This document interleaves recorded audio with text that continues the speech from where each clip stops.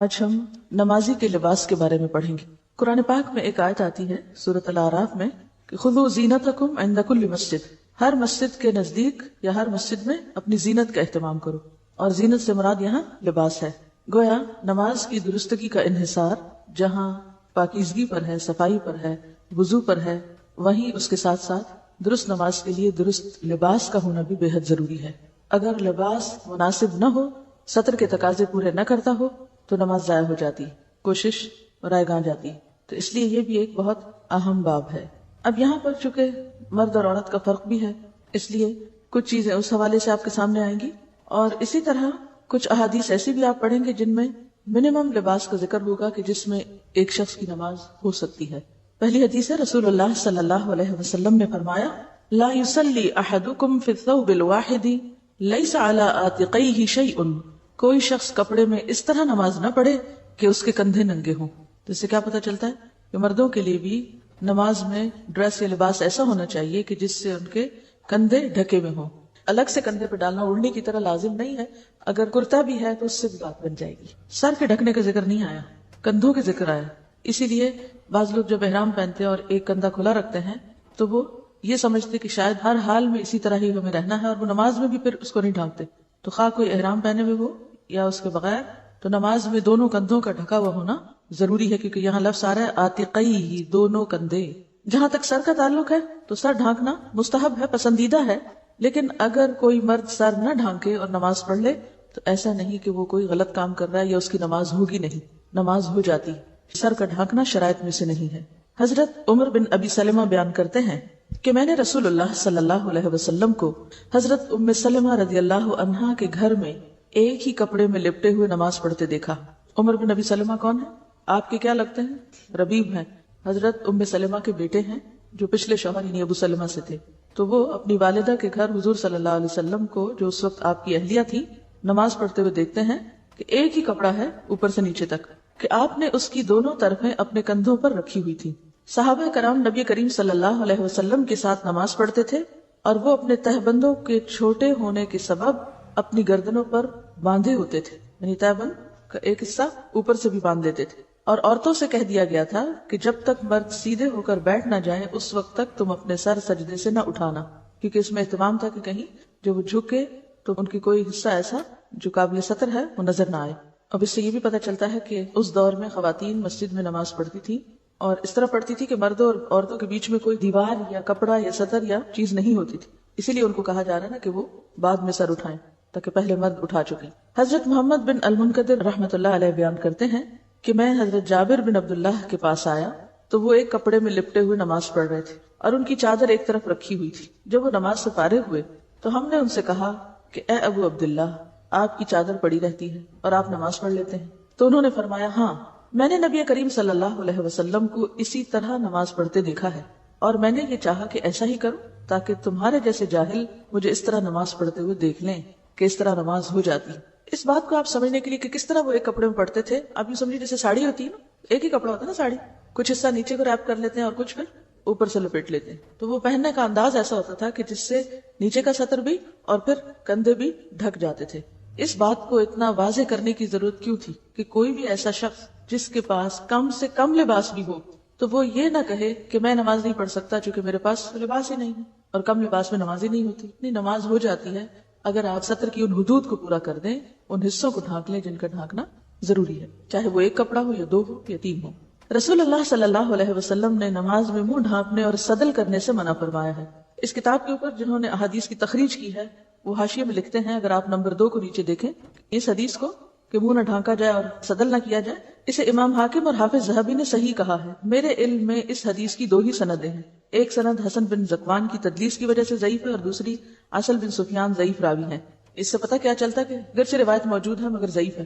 اس حدیث میں منہ ڈھانپنے سے روکا گیا ہے، لیکن بعض جگہیں ایسی ہوتی ہیں جہاں پر سخت لو پڑ رہی ہوتی، یا خواتین ہیں جو نقاب اوڑے ہوئے ہیں، یا پھر سخت سردی کا موسم ہے کہ جس میں آپ کو جسم کے ساتھ منہ بھی ڈھانکنا ہے، تو کیا ایسے میں نماز نہیں ہوگی؟ کیا ہوگا؟ تو اس میں یہ ہے کہ روایت ضعیف ہے، نماز ہو جاتی ہے اگر منہ ڈھکا ہوا ہو۔ عام حالات میں، نارمل حالات میں انسان کو اس طرح نہیں کرنا چاہیے، لیکن اگر ضرورت ہو تو ایسا کیا جا سکتا ہے، کیونکہ جن ملکوں میں بہت سخت سردی ہوتی ہے وہاں پر آپ ناک ننگا نہیں رکھ سکتے، ورنہ ناک ٹوٹ کے گر جائے گا، وہ بھی فریز ہو جائے گا۔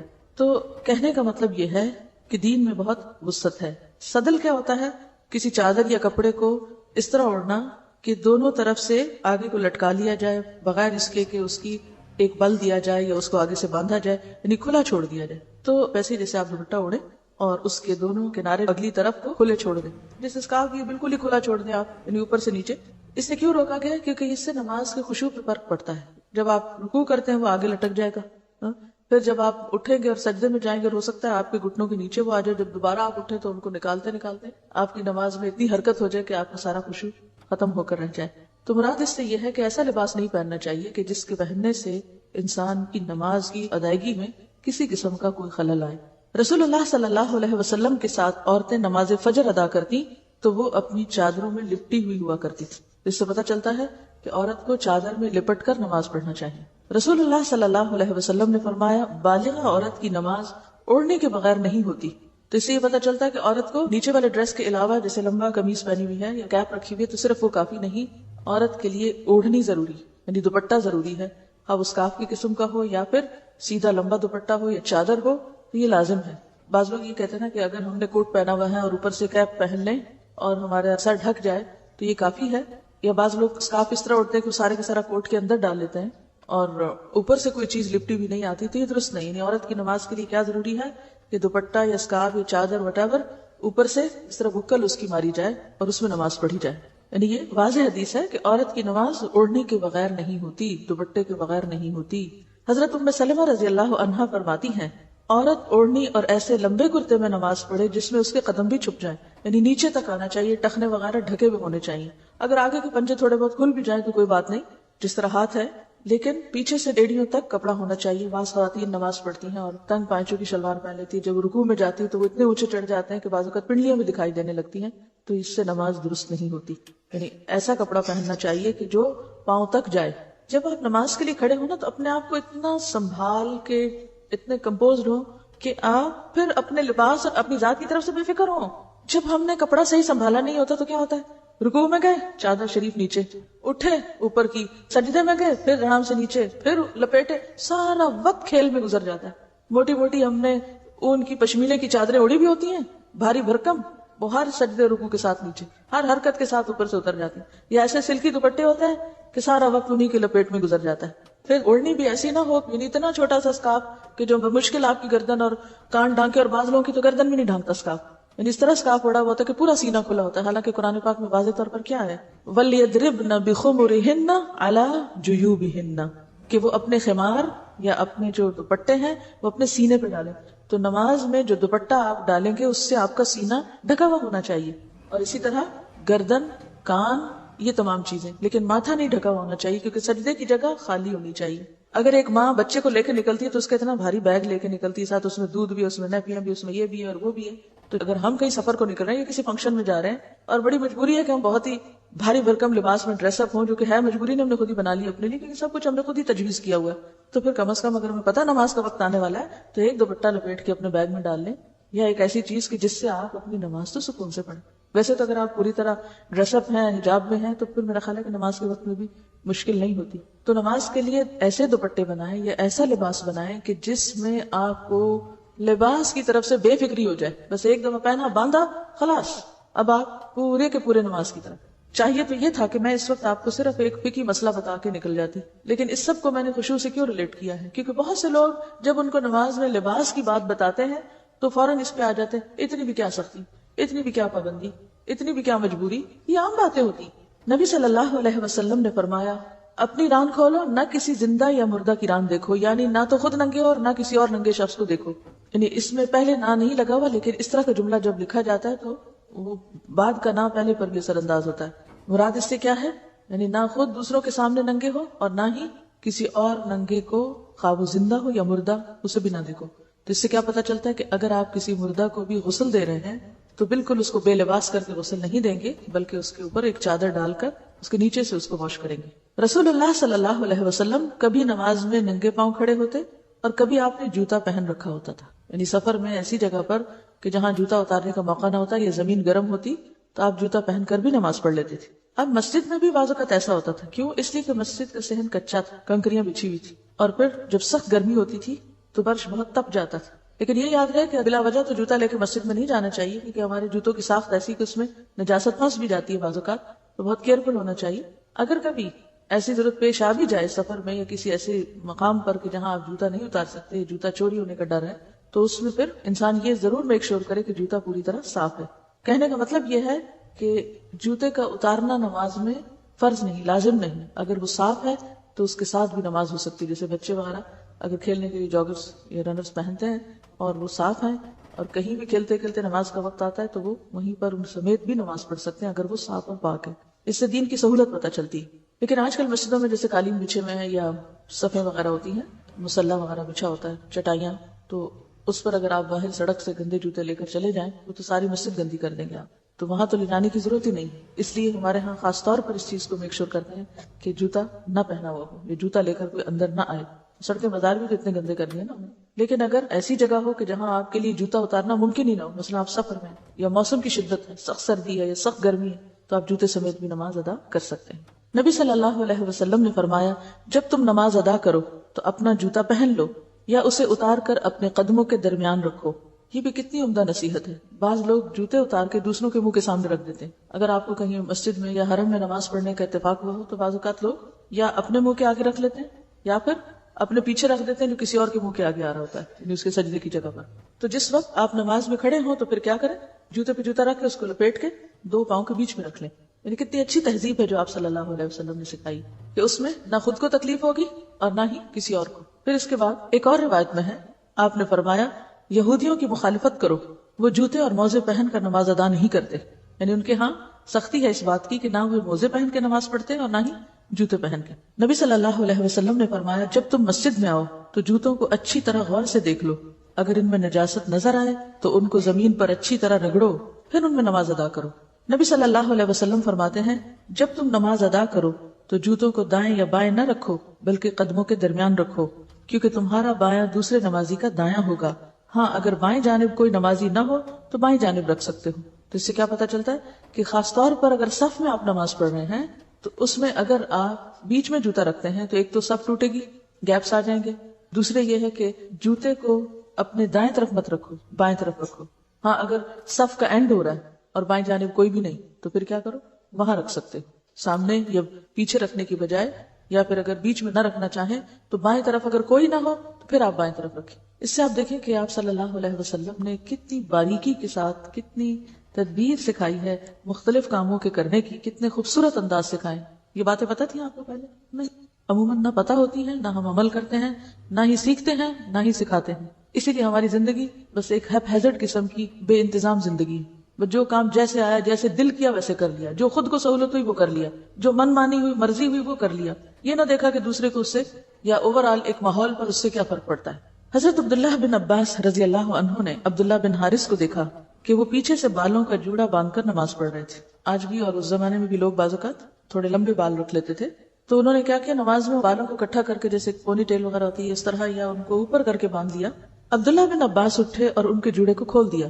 جب ابن حارث نماز سے فارغ ہوئے، ابن عباس کی طرف متوجہ ہوئے اور کہنے لگے، میرے سر سے تمہیں کیا سروکار تھا، تم نے مجھے کیوں ڈسٹرب کیا؟ ابن عباس نے کہا، میں نے رسول اللہ صلی اللہ علیہ وسلم کو یہ فرماتے ہوئے سنا ہے، بے شک اس طرح کے آدمی کی مثال اس شخص کی سی ہے جو مشقیں بندھی ہوئی حالت میں نماز ادا کرے، یعنی اس کو بیڑیوں میں جکڑا ہوا۔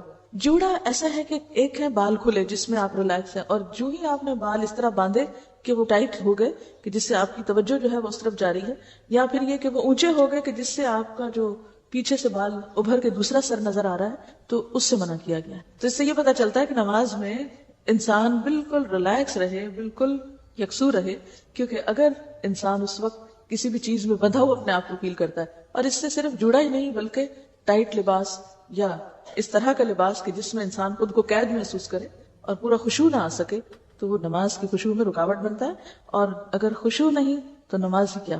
حضرت عائشہ رضی اللہ عنہا سے روایت ہے کہ رسول اللہ صلی اللہ علیہ وسلم نے ایک دھاری دار چادر میں نماز پڑھی، پھر فرمایا، میری اس چادر کو ابو جہیم کے پاس لے جاؤ اور اس کی چادر میرے پاس لے آؤ۔ کیوں؟ اس لیے کہ اس چادر کی دھاریوں نے مجھے نماز میں خشوع سے غافل کر دیا۔ اب آپ دیکھیں کہ ہماری نمازوں میں کیسے کیسے پھول بوٹے حائل ہوتے ہیں، لیکن ہم نے کبھی فکر نہیں کی۔ تو اس سے کیا پتہ چلتا ہے کہ دیوار پہ کوئی ایسی چیزیں لگی ہوئی ہیں، یا پھر جائے نماز پر بہت سی دھاریاں اور رنگ برنگ کے ڈیزائن بنے ہوئے ہیں، جو مختلف شکلوں میں نظر آتے رہتے ہیں نماز میں کھڑے ہو کے، کبھی وہ کسی کی شکل بن جاتی ہے، کبھی کوئی ڈیزائن بن جاتا ہے، تو ایسی چیزوں پر نماز پڑھنے سے اجتناب کرنا چاہیے. اب یہ تو نہیں کہہ سکتے کہ اس کی نماز ہی نہیں ہوئی، لیکن یقینی طور پر اس کو خشوع کا درجہ حاصل نہیں ہوا. اسی طرح صحابہ کرام رسول اللہ صلی اللہ علیہ وسلم کے پیچھے نماز پڑھتے ہوئے گرمی کی شدت سے سجدے کی جگہ کپڑے کا کنارہ بچھا لیتے تھے، یعنی زمین پر کچھ بھی نہیں ہوتا تھا، وہ جب نیچے آتے سجدہ کرتے تو اپنے ہی لباس کا ایک حصہ سجدے کی جگہ پر رکھ لیتے تھے اور اس پہ سجدہ کر لیتے. یہ ایسے ہی ہے جیسے مثلاً آپ کسی ایسے کارپیٹ پہ نماز پڑھیں جو انتہائی گندا ہے. کئی دفعہ ایسا اتفاق ہو جاتا ہے، آپ کسی شادی میں جاتے ہیں تو شادی کے موقع پر تو لوگ کھانا خود بھی کھاتے ہیں، پلیٹوں میں بھی چھوڑتے ہیں، کارپیٹ کو بھی کھلاتے ہیں، پھر بہرحال باقی لوگ اس کو صاف تو کر دیتے ہیں. لیکن اگر کبھی کسی ایسے موقع پر آپ کو نماز پڑھنی پڑے تو سجدے میں خشوع نہیں آتا، کیونکہ اندر سے ایسی اسمیل اور ایسا گھٹن محسوس ہوتی ہے کہ انسان ٹکا نہیں سکتا سر. ایسے میں کوئی جائے نماز نہیں. تو کیا کریں آپ؟ مثلا اگر آپ اسکارف اڑے ہوئے ہیں یا آپ دوپٹہ اڑے ہوئے ہیں تو نیچے جا کر اپنے ہی دوپٹے کو کارپیٹ پہ بچھا کے اسی کے اوپر سجدہ کر لیں، تو اس سے آپ کی نماز بہتر ہوگی، اس میں خشوع آئے گا. جہاں تک ان سارے احکام کا تعلق ہے، اس میں دو بڑی باتیں سمجھ آتی ہیں. یعنی لباس کے سارے چیپٹر کو پڑھنے کے بعد دو چیزیں سمجھ میں آتی ہیں. ایک تو یہ کہ انسان جب اللہ کے حضور حاضر ہوتا ہے یا نماز پڑھتا ہے تو وہ ایسے ہی جیسے کسی بادشاہ کے دربار میں جاتا ہے. جب آپ کسی بڑے سے ملنے کے لیے جاتے ہیں، اس کی ملاقات کے لیے، تو آپ کیا کرتے ہیں؟ صاف ستھرے ہو کر جاتے ہیں، سج بن کے جاتے ہیں، کپڑے پہن کے جاتے ہیں، فارمل ڈریس میں جاتے ہیں. آپ نے دیکھا ہوگا کہ بعض گیدرنگز ایسی ہوتی ہیں کہ جن میں انویٹیشن کے پیچھے ڈریس کوڈ لکھا ہوتا ہے، حالانکہ وہ انسانوں کی قائم کردہ مجلس ہے. تو اگر ان میں ڈریس کوڈ کا اہتمام ضروری ہے تو خالق کائنات اور بادشاہ کائنات کی مجلس میں ڈریس کوڈ کا اہتمام کیوں ضروری نہ ہو؟ اسی لیے جو پہلی آیت میں نے آپ کو سنائی تھی اس میں کیا تھا؟ خذوا زینتکم عند کل مسجد، کہ نماز میں زینت کا اہتمام کرو. اور زینت سے مراد یہاں صاف ستھرا لباس ہے، سطر والا لباس ہے، کیونکہ لباس بہرحال انسان کی شخصیت پر اثر انداز ہوتا ہے، اس کے صرف ظاہر پر نہیں اس کے باطن پر بھی اثر انداز ہوتا ہے. آپ جس طرح کا لباس پہنتے ہیں آپ کے دل کی کیفیت ویسی ہی ہو جاتی ہے. کبھی محسوس کیا آپ؟ اگر آپ ہاف سلیوز پہنے ہوئے ہوں تو آپ کی فیلنگ اور ہوگی، آپ ٹائٹ ڈریس پہنے ہوئے ہوں تو آپ اور طرح چلیں گے، اور طرح سوچیں گے. اور اگر آپ ڈھیلا ڈھالا کیجول لباس پہنے ہوئے تو اور طرح. رات کو اگر آپ سونے کا لباس پہنے ہوئے تو آپ کی سوچ اور آپ کی کیفیت اور ہوگی. اور اگر آپ کہیں گھر سے باہر ہیں اور باحجاب ڈریس میں ہیں تو آپ کی فیلنگ ہی اور ہو جائے گی. تو یہ ایک مانی ہوئی بات ہے کہ انسان کے جسم کے اوپر جو کچھ ہے وہ صرف اوپر نہیں رہتا بلکہ اس کے اندر تک اثر انداز ہوتا ہے. تو نماز میں چونکہ خشوع شرط ہے، قد افلح المؤمنون الذین هم فی صلاتهم خاشعون، لہذا ہر وہ کام ہمیں کرنے کی ضرورت ہے جس سے نماز میں خشوع آئے، جس کے لیے نمبر 1 طہارت کی ضرورت ہوتی ہے، نجاست سے پاک ہونا ضروری ہوتا ہے. نمبر 2 باوضو ہونا ضروری ہوتا ہے. نمبر 3 پھر صحیح لباس میں ہونا ضروری. تو لباس کا ایک مقصد جہاں خالق کائنات کے سامنے زیب و زینت میں جانا ہے، اللہ کی ملاقات کے وقت ایک اچھی حالت میں ہونا ہے اور ایک فارمل ڈریس کوڈ کے ساتھ ہونا ہے، وہاں دوسری طرف نماز کی خشوع و خضوع کا اہتمام بھی ضروری ہے. اور اس لباس کا مقصود یہ بھی ہے کہ نماز میں خشوع آئے اور دھیان اللہ ہی کی طرف رہے. اس لیے لباس میں بھی ہر وہ چیز منع کر دی گئی جو کسی بھی طرح خشوع پر اثر انداز ہو. آپ دیکھیے کہ نماز میں جو التفات قلبی ہے اس سے منع کیا گیا ہے. التفات کا کیا معنی ہوتا ہے؟ ملتفت ہونا. اس نے میری طرف کوئی التفات نہ کیا. التفات کیا ہے؟ توجہ کرنا، مائل ہونا. تو نماز میں اللہ کے علاوہ کسی دوسری چیز کی طرف مائل ہونا یا توجہ کرنا درست نہیں. دائیں یا بائیں جھانکنے سے منع کیا گیا ہے. یہ 2 طرح کا ہوتا ہے التفات. نمبر 1 التفات قلب اور نمبر 2 التفات بصر. التفات قلب کا کیا مطلب ہوتا ہے؟ اللہ کی طرف سے دل ہٹا کر غیر اللہ کی طرف لگانا. اور التفات بصر کیا ہے؟ اللہ کی طرف سے نظر ہٹا کر غیر اللہ کی طرف لگانا. یہ دونوں چیزیں منع. جب تک انسان نماز کی طرف متوجہ رہتا ہے اللہ تعالیٰ اس کی طرف متوجہ رہتے ہیں، اور جب دل یا آنکھ کی توجہ غیر اللہ کی طرف ہو جاتی ہے تو اللہ تعالیٰ بھی اس سے اعراض کر لیتے ہیں، منہ موڑ لیتے ہیں. نقصان کیا ہے التفات قلبی یا التفات بصر کا؟ کہ جب تک آپ کا دھیان اللہ کی طرف ہے، آپ کے دل میں اللہ کی یاد ہے، آپ کی نگاہ ایک خاص مقام پہ ٹکی ہوئی ہے اور ادھر ادھر نہیں دیکھ رہے، تو آپ پر اللہ کی رحمت ہے. اور اگر آپ نے منہ موڑ لیا تو اللہ تعالیٰ بھی منہ موڑ لے گا. رسول اللہ صلی اللہ علیہ وسلم نے فرمایا، مسند احمد، ابو داؤد اور نسائی کی روایت ہے، نمازی جب تک نماز میں ادھر ادھر نہ جھانکے تو اللہ تعالیٰ اس کی طرف متوجہ رہتے ہیں، مگر جب اللہ تعالیٰ سے دھیان ہٹا لیتا ہے تو اللہ تعالیٰ بھی توجہ پھیر لیتے ہیں. کبھی محسوس کیا آپ نے یہ بات؟ جانتے نہیں محسوس کہاں سے کریں گے کہ ہمارے ادھر ادھر دھیان کرنے سے ہم پہ کیا نقصان ہے. بعض لوگ ہیں بیچ گھر کے کھڑے ہو جاتے ہیں, جو آتا جاتا ہے گزرتا ہے, جو کوئی کام ہوتا ہے ادھر ادھر بھی دیکھتے جاتے ہیں, نماز بھی پڑھتے جاتے ہیں, پورا دھیان رکھتے ہیں ہر چیز کی طرف, کس کی آواز آ رہی ہے, کون آیا, کون گیا, بیل تو نہیں بجی, دروازہ تو نہیں کھٹکا. یہ التفات قلب بھی اور بعضوں کا ساتھ التفات بصر بھی انتہائی ناپسندیدہ. آپ رکھیے اپنے آپ کو, اگر آپ سے کوئی بات کر رہا ہو, آپ سے کوئی ملاقات کرنے آئے, بعض اوقات ہوتا ہے نا کوئی آپ سے ملنے آیا, ہم اللہ کی ملاقات کو جاتے ہیں نماز میں, آپ سے کوئی ملنے آیا, آپ اس سے بات کر رہے ہیں, آپ اس کی طرف متوجہ, آپ سارے کام کاج چھوڑ کے اس کے پاس بیٹھے, اور وہ کبھی دیکھنے لگتا ہے کہ آپ نے گھر میں کیسے پردے لگا رکھے ہیں, آپ نے کپڑے کیسے پہنے ہوئے, ادھر سے ادھر, نیچے سے اوپر, دائیں سے بائیں, کیسا لگے گا آپ کو؟ دل چاہے گا اٹھ کے ہی چلے جائیں, یہ مجھ سے ملنے آئے یا میرے گھر سے ملنے آیا. لیکن یہ کہ آج کل لوگوں کو یہ برا نہیں لگتا, اس لیے کہ لوگ اپنے گھر آنے پہ اتنا اصرار کرتے ہیں. میرے ساتھ اکثر ایسے لوگ کہتے ہیں ہمارے گھر ہے, میں کہتی بھی آپ سے ملنا تھا, آپ سے مل لیا. گھر کس لیے آؤں؟ اس لیے کہ ہم نے اتنے اچھے ڈرائنگ روم سجائے ہوئے ہوتے ہیں. یعنی میں کسی کی نیت میں شک نہیں کرتی, کوئی اور نیت بھی ہوگی, لیکن بعض اوقات یہ ہوتا ہے کہ اتنا کچھ ہم نے سجا رکھا ہوتا ہے کہ ہم اپریسیشن چاہتے, کوئی آئے اور وہ نمائش دیکھے. اچھا پھر اس کے لیے کیا کرتے ہیں, لا کے بٹھا کے چھوڑ کے چلے جاتے ہیں. آپ نظارہ کرو, اور کچھ نہیں تھی, البم رکھے ہوئے, ان کو کھول کے دیکھو, ہمارے زیور دیکھو, جیولری دیکھو, کپڑے دیکھو. کیا زندگی ہو چکی, کن چیزوں میں الجھ گئے, کہاں اٹک گئے, کن چیزوں کو خدا بنا لیا, کن چیزوں کو پوج رہے ہیں. اصل چیز تو انسان ہے, اور انسان کی محبت اور انسان کی ملاقات تو کہیں بھی ہو سکتی. اس کے لیے ضروری نہیں ہوتا کہ کوئی آپ سے محبت کا اظہار جب ہی کرے گا جب وہ آپ کے گھر آئے گا. تو اسی طرح اللہ سے جو ملاقات ہے نماز کی شکل میں, اس میں باقی سب چیزیں پیچھے چلی جائیں. نماز میں کھڑے ہونے کی جگہ, پوزیشن, لباس, ہر چیز ایسی ہونی چاہیے کہ جس سے خشوع میں مدد ملے, کیونکہ اگر آپ نے اللہ کی طرف توجہ نہ کی تو وہ بھی آپ سے توجہ پھیر لے گا. رسول اللہ صلی اللہ علیہ وسلم سے جب نماز میں دائیں بائیں جھانکنے کے متعلق دریافت کیا گیا تو آپ نے فرمایا شیطانی جھپٹ ہے. یہ کیا ہے؟ شیطانی جھپٹ ہے, جو کہ شیطان نمازی کی نماز سے جھپٹ مارتا ہے.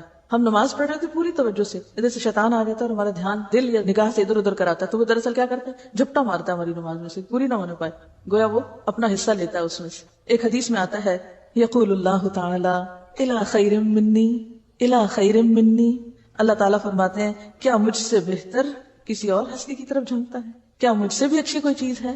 مجھ سے بہتر تجھے کچھ نظر آ گیا کہ ادھر دیکھتا ہے؟ آپ ذرا اس چیز کو محسوس کریں کہ جب ہم دھیان ہٹا کے کوئی اور ہی باتیں سوچنا شروع کر دیتے ہیں اور کوئی اور ہی چیزیں دیکھنے لگتے ہیں یا کہیں اور ہی کان لگا دیتے ہیں, اور توجہ نماز میں تو کم ہوتی ہے اور ادھر ادھر بہت زیادہ ہوتی ہے, تو اللہ تعالیٰ کیا فرماتے ہیں الی خیر منی, کدھر دیکھتے ہو, مجھ سے اچھی کوئی چیز مل گئی تم کو.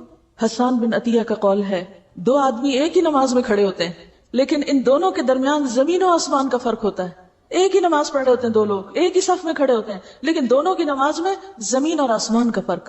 کیسے؟ ایک کا خیال پورا اللہ کی طرف اور دوسرا بھی بظاہر ایسے ہی نظر آ رہا ہے کہ وہ بھی نماز ہی پڑھ رہا ہے, لیکن اس کے دل کا دھیان اور سوچیں اور خیالات معلوم نہیں کہاں کہاں سرگرداں. لہٰذا ایک وہ اوپر جا ملاقات کرتا ہے اپنے رب سے اور ایک وہیں بھٹکتا پھرتا ہے. نماز کی تو اصل حقیقت ہی یہی ہے کہ انسان اللہ سے ملاقات کرے, اللہ سے ملنے جائے, اور ایسی نماز انسان کے گناہوں کا کفارہ بنتی. اور ایسا ہی شخص جب نماز سے فارغ ہوتا ہے تو اس کے دل کا حال کیا ہوتا ہے؟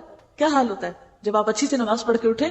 ایسے لگتا ہے کہ بوجھ ہٹ گیا, خوش ہو کر آپ نکلتے ہیں اس سے, اگلی نماز کا انتظار کرتے ہیں کیونکہ آپ کو خوشی ملی نا, کیونکہ جس چیز کو آپ انجوائے کرتے ہیں اسے آپ بار بار کرنا چاہتے ہیں.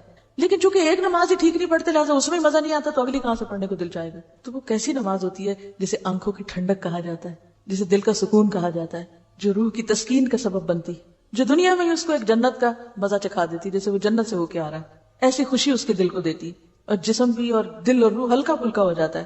جیسے کہ آپ صلی اللہ علیہ وسلم فرماتے ہیں کہ نصلی فنستریح بصلاتنا, ہم نماز پڑھیں کہ ہم نماز سے راحت پائیں, آرام پائیں.